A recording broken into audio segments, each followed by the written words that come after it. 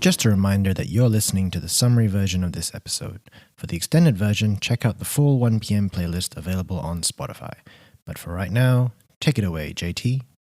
As far as writings have existed, 5,000 years ago, we have had reports coming from all continents, from India, China, Africa, and Europe, talking about eclampsia. So, in this one, we'll give you a quick rundown of the first principles of hypertensive disorders of pregnancy. Now, the first thing to remember, the first principle is that this is secondary to placental dysfunction. One of the leading theories right now is that a dysfunction at the placenta leads to vasoconstriction and microthrombosis, causing hypoperfusion of the placenta. So this is the first principle of the hypertensive disorders.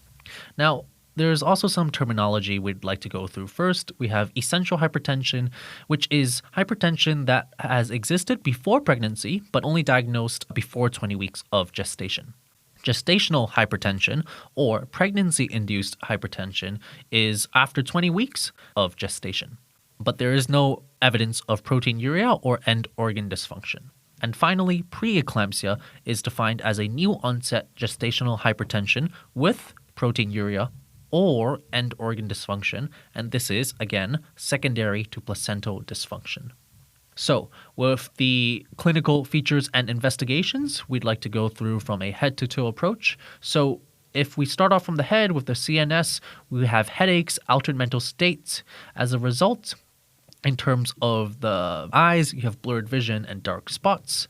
Respiratory, you have respiratory distress, shortness of breath. In our abdomen, commonly presents with right upper quadrant or epigastric pain due to the dysfunction of the liver. And in the peripheries, you often ask about edema in the feet and ankles, and there might be sudden weight gain.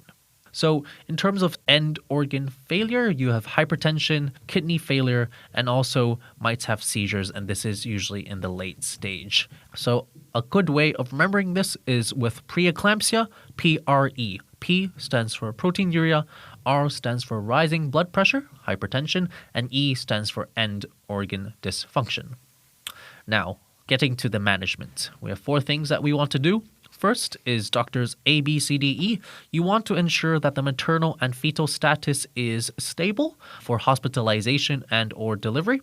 Then number 2, you want to manage the blood pressure. You want to give salt and fluid restriction as well as blood pressure medications. Third, you want to prevent eclampsia or seizure management. So magnesium sulfate is the common anticonvulsive that we give. And finally, number 4, delivery of the placenta. Remember, delivery is the only cure for pre-eclampsia.